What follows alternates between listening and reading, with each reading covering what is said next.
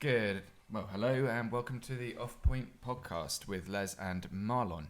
My name's Les Steed, I'm Marlon White. and today's topic we are talking about popping the question. So, obviously, I'm a little way off because I can barely hold down a relationship for longer than a year. Marlon, on the other hand, has managed to be with his now wife for.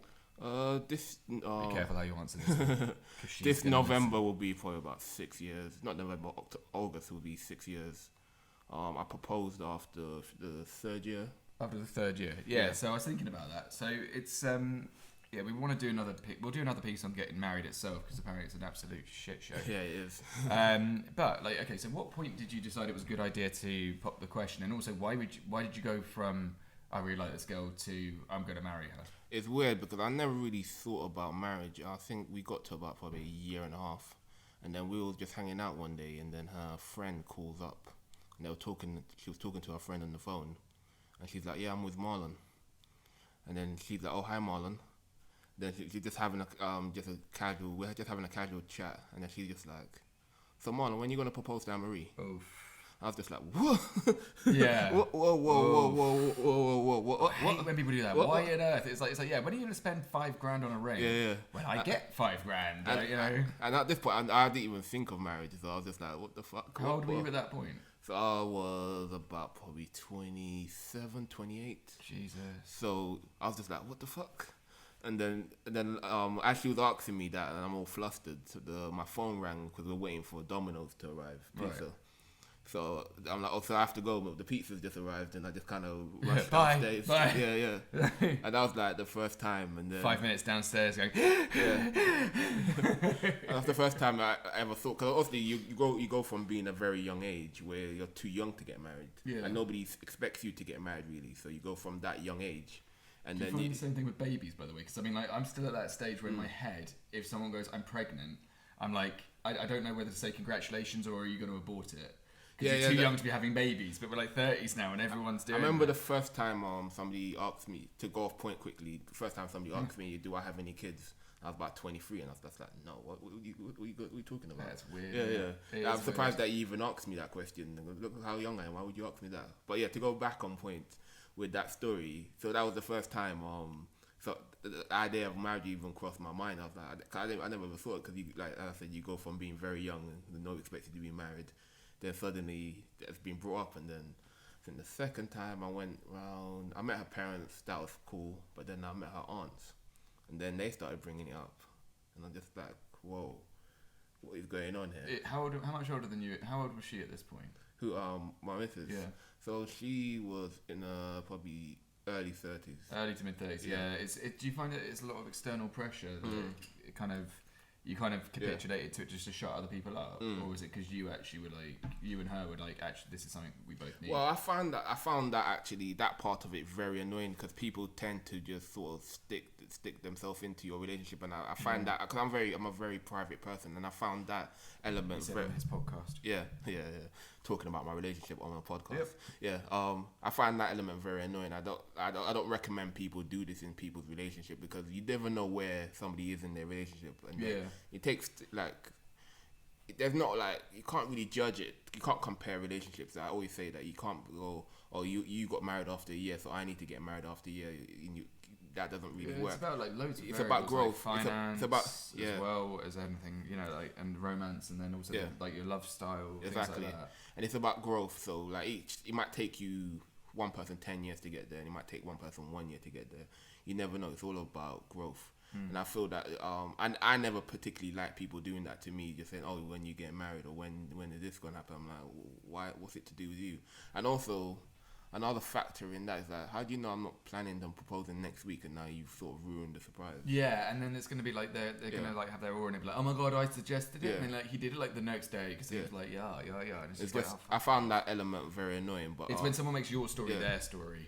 But then like I guess it sort of worked on their part because then you start thinking about it a bit more. Maybe you're like, "Oh, maybe I should do," and then you start thinking about your relationship and you're like, you know what, everything's going really smoothly.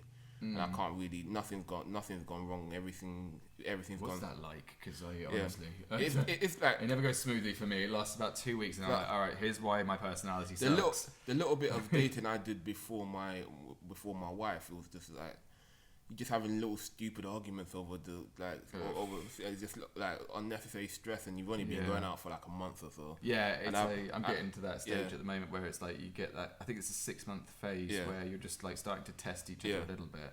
And with my wife, it was just so smooth. It was just nothing went wrong, and then I thought, you know what? If everything goes this smoothly after the 3-year mark, I will think about proposing. I will propose. So what I did after the second year, once we got to the second anniversary, because the way we did it, we had I think the first year we said I love you for the first time. Wait, I said mine after about 3 months usually. Yeah, we work a bit slower. Yeah, I'm quick. And then the second year we moved into each other with each other.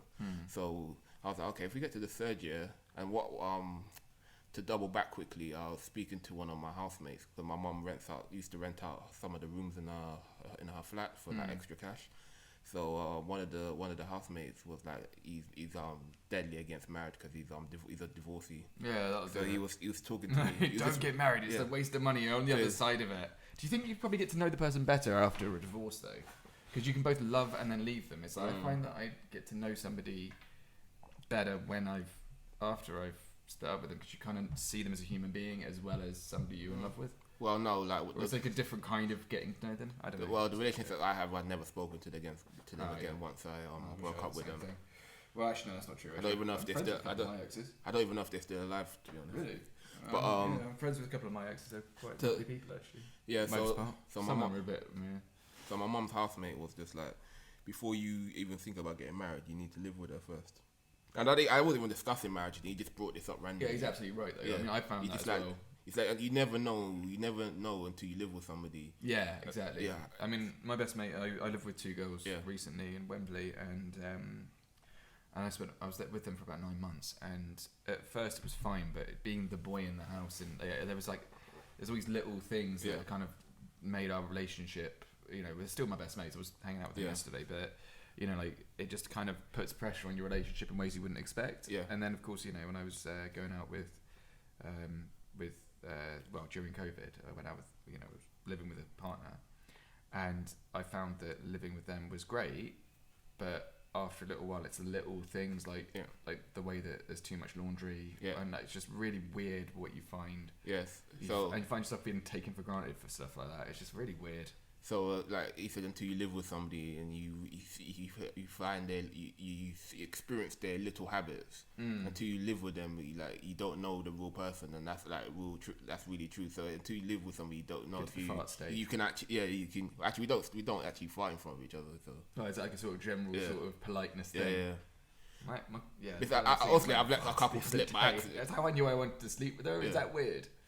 Like when I first the girl I'm seeing at the moment, like the day, like that date where I was like, where I could actually finally let my guard down a bit more was like because she farted accidentally and then just looked at me and went whoops, and I just completely owned it. And I looked at her, I was like, I quite like you actually as a person. Like, you know, I was like, all of a sudden I didn't have to do that whole intense datey sort of thing, and I was like all right, well, let's be comfortable then, you know. It's really nice. So I mean, it smelled, but it was fine. You know, but like principally speaking, lovely thing.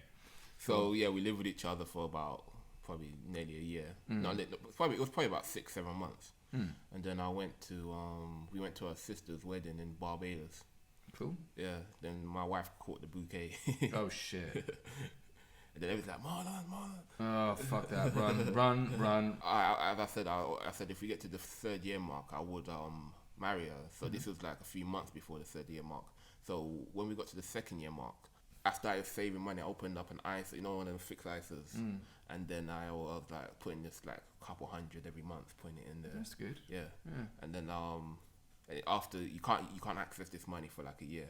No. So like after a year, they send you the money. That's cool. That you've been saving, whatever interest they give you. I can't remember how much it was, but yeah. So I started doing that just in case I felt like I wanted to propose. I wasn't sure I was going to propose, but I wanted to be ready if I was going to. So to go back to, we went to the wedding in Barbados, and then everybody was like, the wedding happened in like I think May, and everybody's like, oh, get married, whatever, get propose. They'll get the bug, and then you're like, Yeah. did you find that was? So How did that make you feel? Like everyone make you felt like on the spot and everything, but Yeah. I think I handled it well. But yeah, you felt like you're. It's nice that they're kind of welcoming you into the Yeah. family and want you to be a part Yeah, yeah. of it, though. That's quite sweet. That's in a way. good. That's good. Yeah. So They're not being like, it's like, no, you can do better kind of thing. Yeah. So we came back from Barbados, and then our anniversary from when we met, it was in August. So we came back in May, end of May towards June. So I'm like, okay, am I gonna? Cause the idea was like, cause you know, like every year you plan something for your anniversary. So I think the first year we went to this luxury cinema where you order food and all that, and they bring it to you. Oh, that's cool. Yeah. Well, like Everyman or something. It's in Doesn't matter what it's called. Bayswater or something. Oh, sweet. Yeah, so one of them luxury cinemas. Oh, cool. It was cool at the time. You just press a button and then like a waiter comes. Cool. Yeah. Yeah. And then the second year we went to the Shard and had like a nice meal there. Sounds lovely. Yeah, stayed in a 5-star hotel. So when you actually popped the question, what were you doing? What was the plan? So hold on, let me go, I'll get to that in a sec. Oh God. You know, So- there's so much time on God's green earth. Yeah. Yeah, go So on. yeah, it was June, 2 months before the our third anniversary. So I'm like, okay, I think we're getting to the stage. I'm getting to the stage where I'm gonna propose either this year or next year. So I'm like, should I do it this year? So I decided to go ahead and do it this year. Right. This is the most YouTube thing we're ever going to do. Yeah. We hope you enjoyed our video. Please do like and subscribe.